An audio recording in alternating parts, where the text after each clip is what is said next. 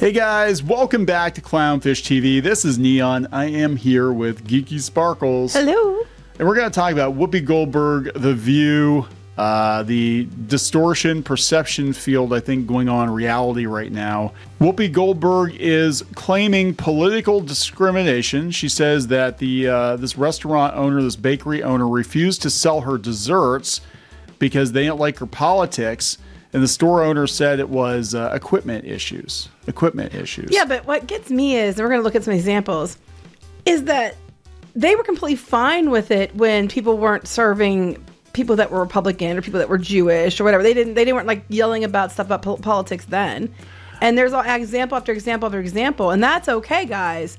But she didn't get a dessert because she said she thought, I don't know, it might be because that's what she said, because of her politics. I don't even think that's what they told her.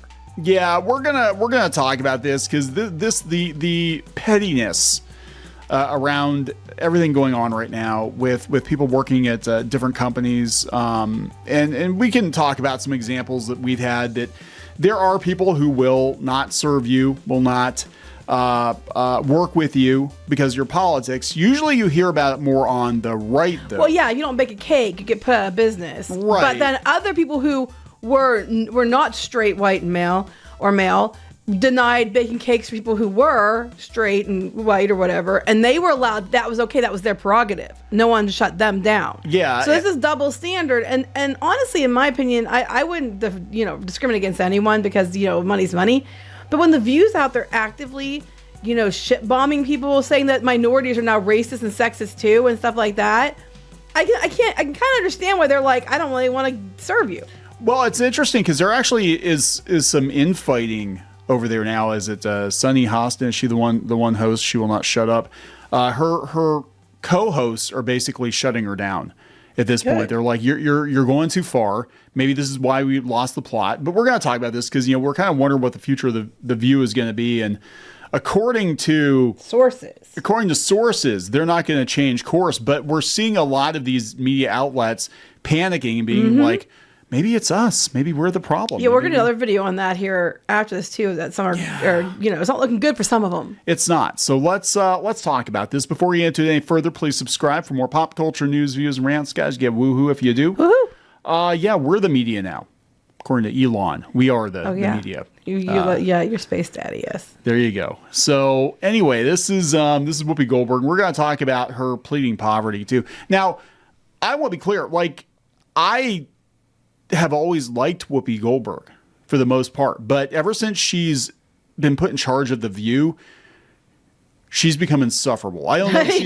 I don't know if it's because she's playing the part, like this is what is expected, or this is, as she gets older, she's getting weirder. But she just literally like this in reality. Maybe Who knows? But like, I remember watching her back in the day, her stand-up routines, and when they would do the charity events with Robin Williams and Billy Crystal, and she did not seem crazy. No. She seemed pretty balanced. Well, The View is just nothing but crazy anymore. I mean, Joy Behar's in there, and they all keep making these comments like like they're more educated. Like, she's like, well, because I'm a teacher. I was a teacher, and I'm like, yeah, well, I'm also a teacher. I have almost 2 degrees, and I somehow never ever did blackface. So it's amazing how that works. Yeah, and I mean, look, people do change. I mean, Mark Hamill was pretty normal too, and look at what the hell happened. I think Hollywood, the Hollywood insanity is just, it's like a disease. So this comes from Variety. Whoopi Goldberg says bakery refused to sell her desserts because they did not like my politics. The store owner refutes the claim and cites equipment issues. Yeah. So her birthday was on the episode yesterday. Yeah.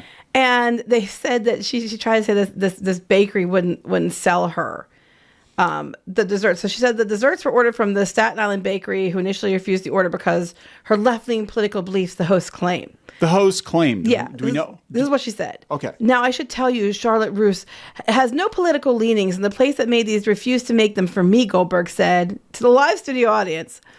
They said that their ovens had gone down, all kinds of stuff, but folks went and got them anyway, which is why I'm telling you who made them. I'm like, so she's already saying they said that their ovens broke.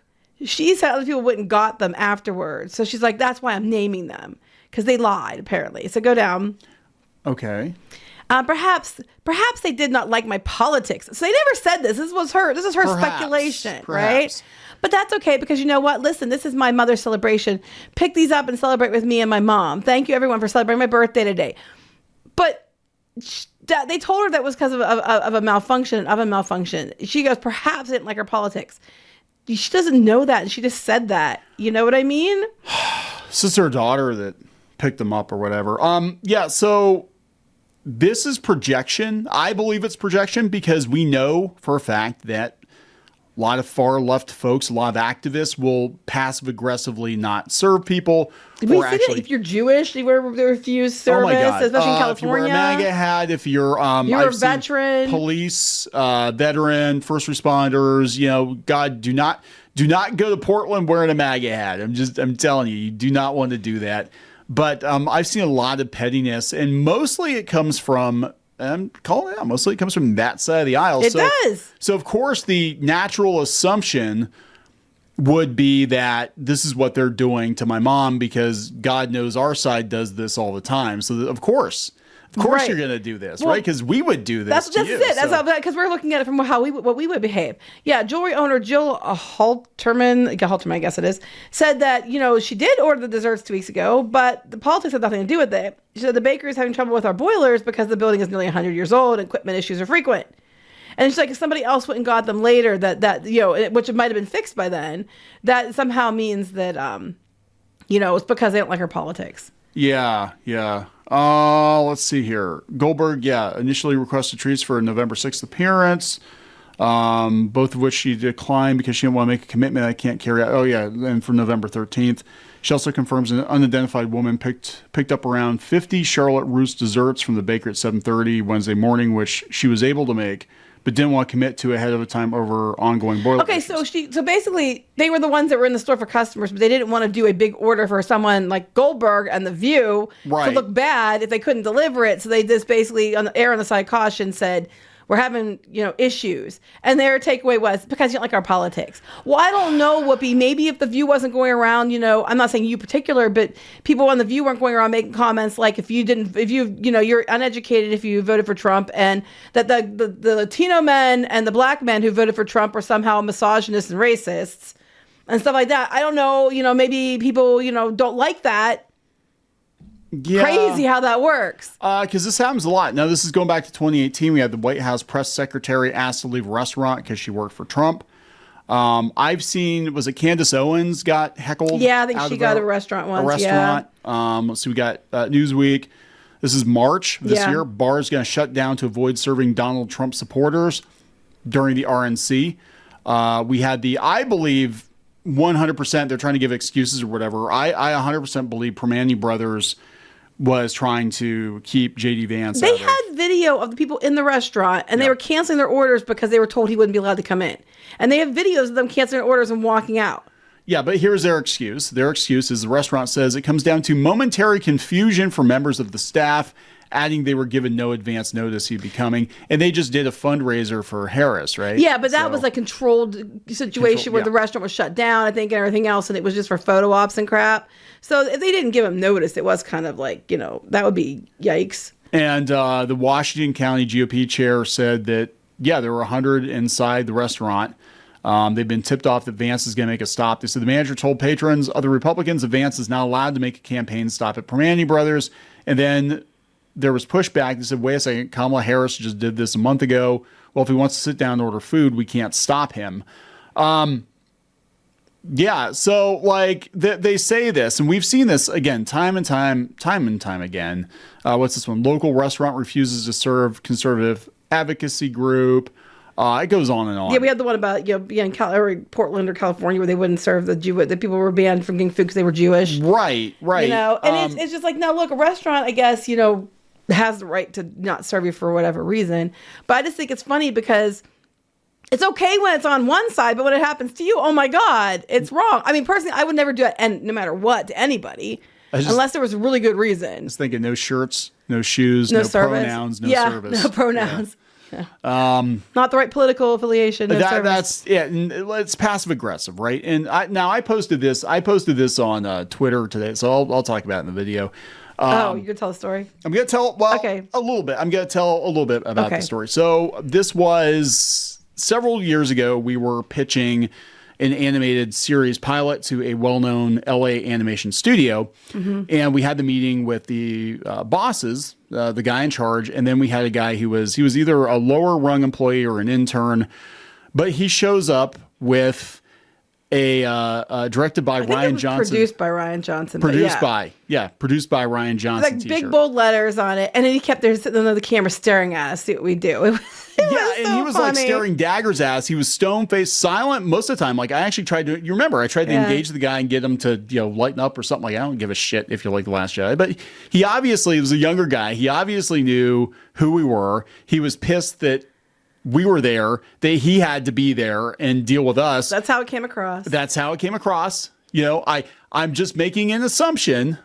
But so, I mean, the executive we talked to, he was a very nice guy. And we were basically informed that everything was pivoting to preschool. Which they reversed real quick after, because that's everything crashed with that too. Yeah, everything crashed, but they weren't doing like young adult. But there was no reason to really have us in a meeting then, was there?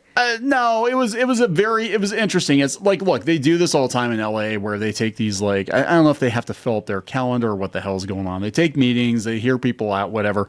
But it was very curious. And then after the meeting, we looked at each other, we're like, what the hell? We thought it was hilarious. What the hell was that? Like, was that? It was clear that he did. I mean, can we prove that's what he did on purpose? No. But was it pretty obvious that's what he was doing? Yes. And it was hilarious because he thought I'm going to show them. And all we did was laugh our ass off at him because we thought it was like, absolutely ridiculous. Nerd. Like, I don't give a shit. Like, I literally wore I hate prom shirt. I hate prom.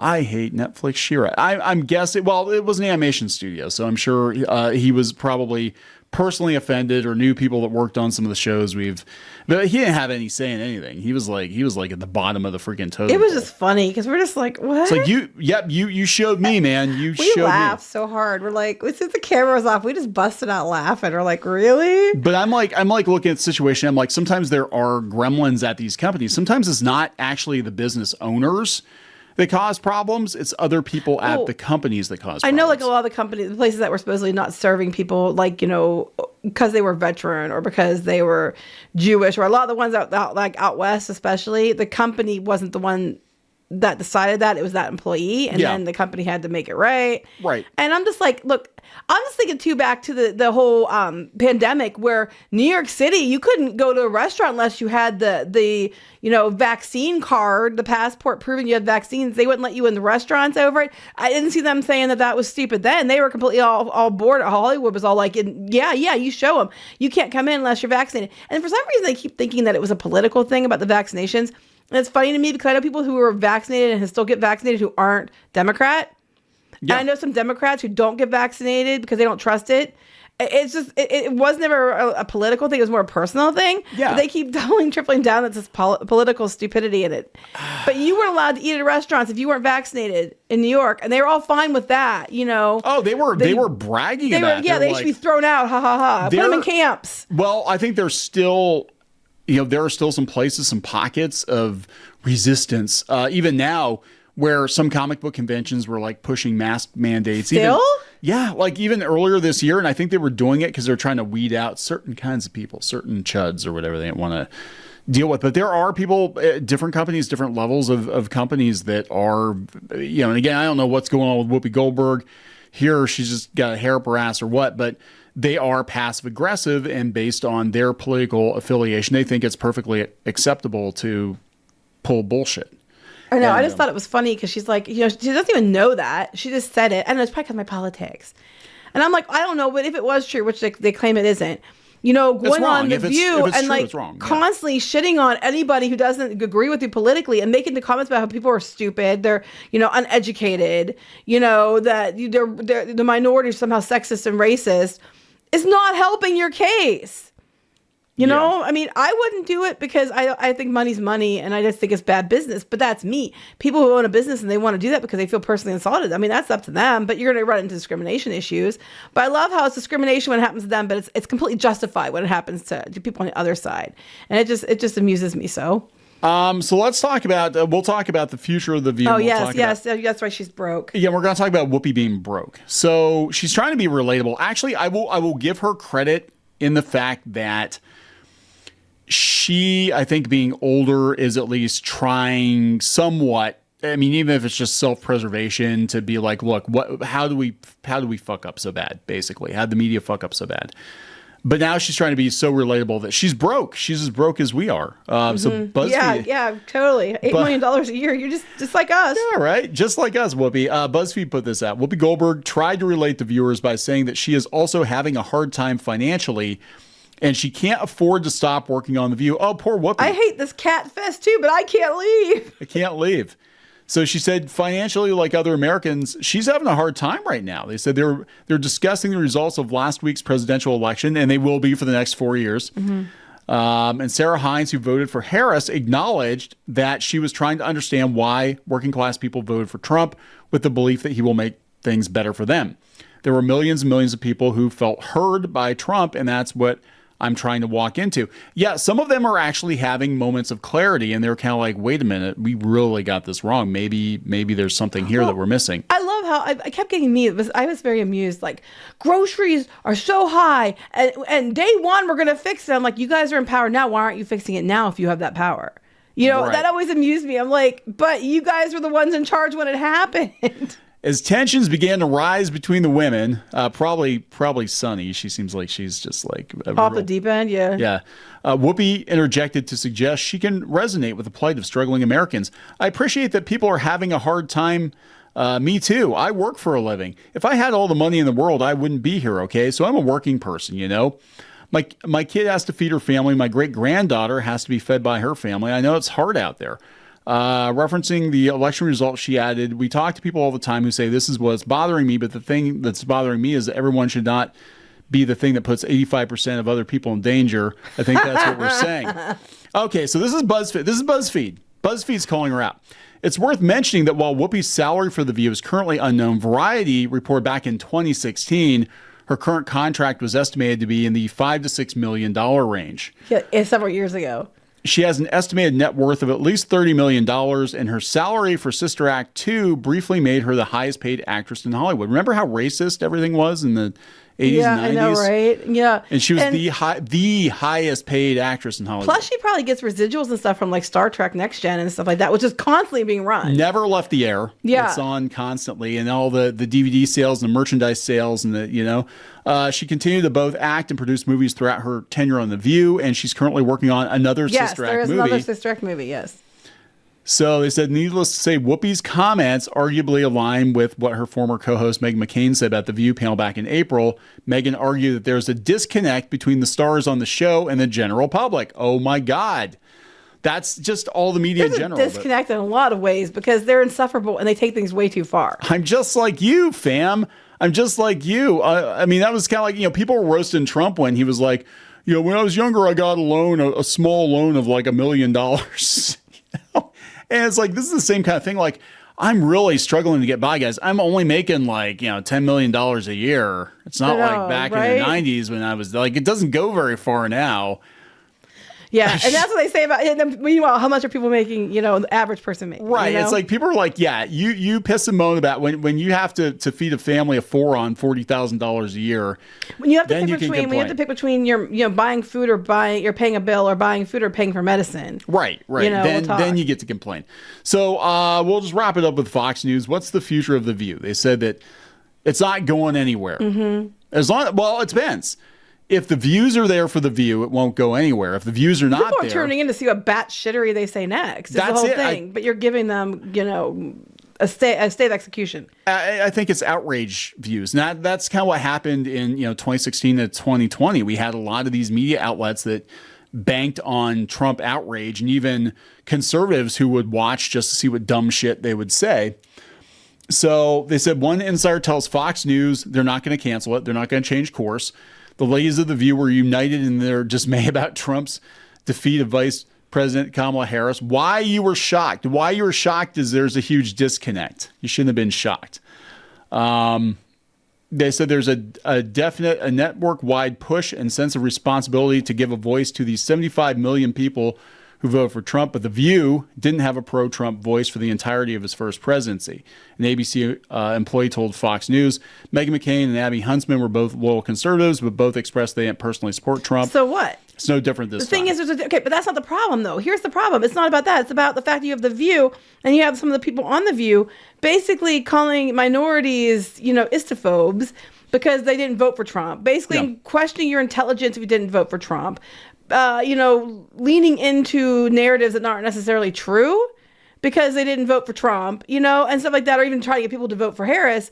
And that's a concern. You know what I mean? But if they're going to keep them on the air, that's their stupidity, I guess. So this is Meghan McCain, that's John McCain's daughter, said that they disrespect and find conservative people, particularly conservative women, intolerable traitors to your gender. So they'll make it so hostile for you that people don't want to be there. Yeah, like they'll say, hey, if you're a conservative, you're allowed to come on the show.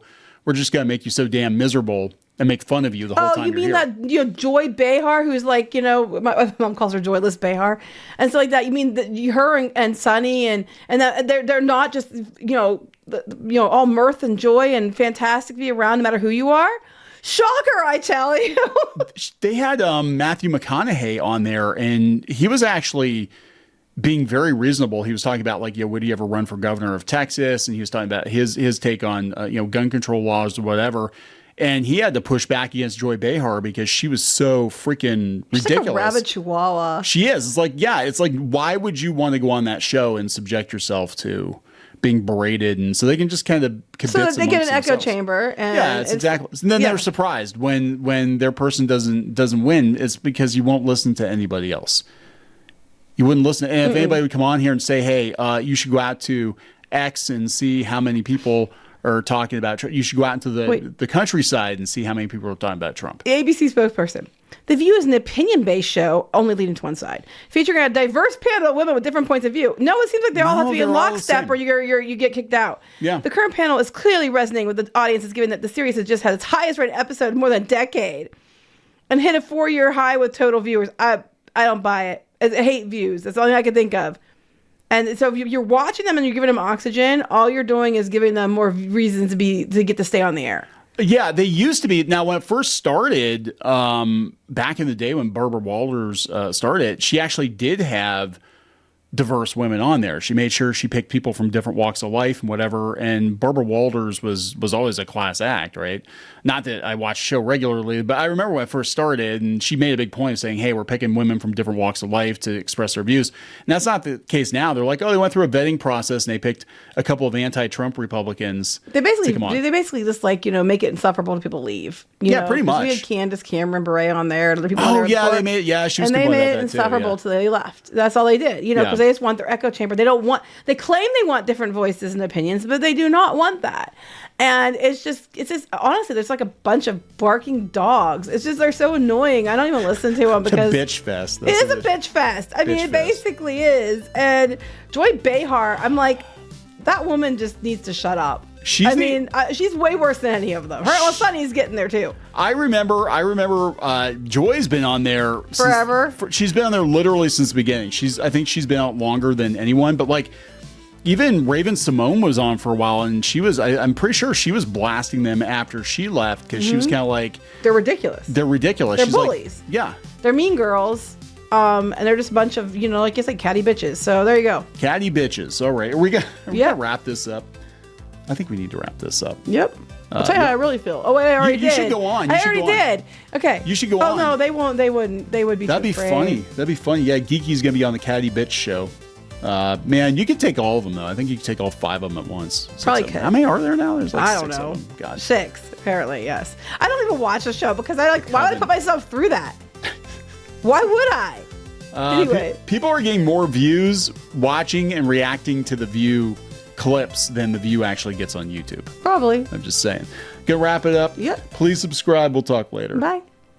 Join the reef. Go to clownfishminus.com. That's clownfishminus.com. You will get exclusive access to podcasts and videos and comic strips and more, as well as merch discounts. Check it out. If you were a member, you could get this t-shirt, this dismal t-shirt, on our website, you'd get a 10% discount on that. You can also join in the community on clownfish-.com. Thank you so much for the support.